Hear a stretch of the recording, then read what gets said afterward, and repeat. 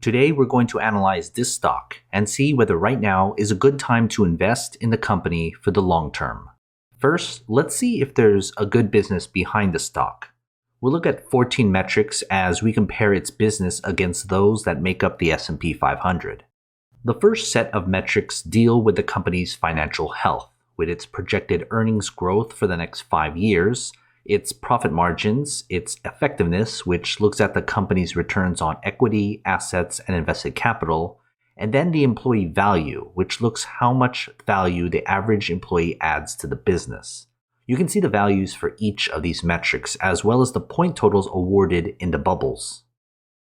The next set of metrics looks at the investment opportunity afforded to shareholders. Here we get the dividend yield, its payout ratio, which is how much of the company's earnings are going out to pay shareholders, and the cash and cash equivalent the company has in order to pay dividends, reinvest, and off the debts it has on its books.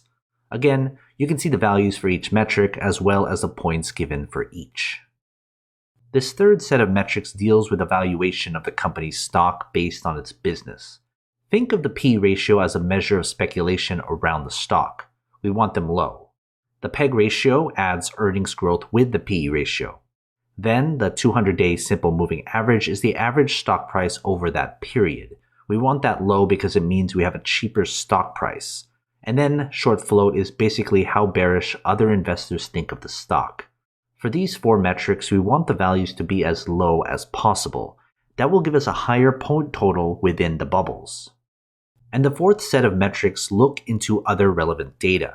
First is the stock's performance over a set period of time. Usually it's 10 years, but if the stock doesn't go that far back, we go with the earliest data up to 10 years. The quick ratio is basically how easy it is for the business to pay off its short-term obligations. We want that high so that it's easy to get rid of those debts.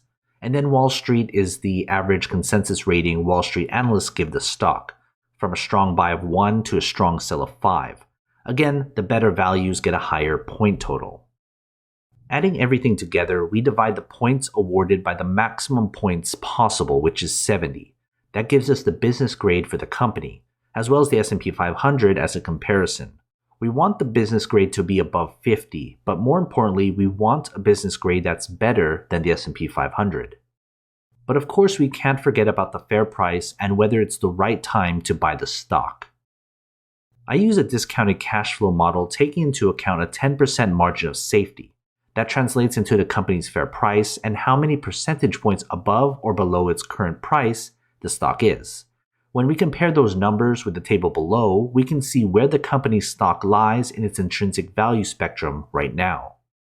Before we get to the final grade, join my Patreon and get access to every company I've analyzed so you can compare between all your favorite stocks. It's updated all the time. Go to patreon.com/growthshares or click on the link in the description. Finally, we can put everything together and to get the company's final grade. Adding the business grade and the fair price grade, we can see here the company's final grade. Anything less than 50 means it's not a good long-term investment. A final grade above 50 means it would make a good long-term investment if you bought the stock right now. So what are your thoughts? Are you going to invest? If you do, invest wisely, and as always, take care of your money.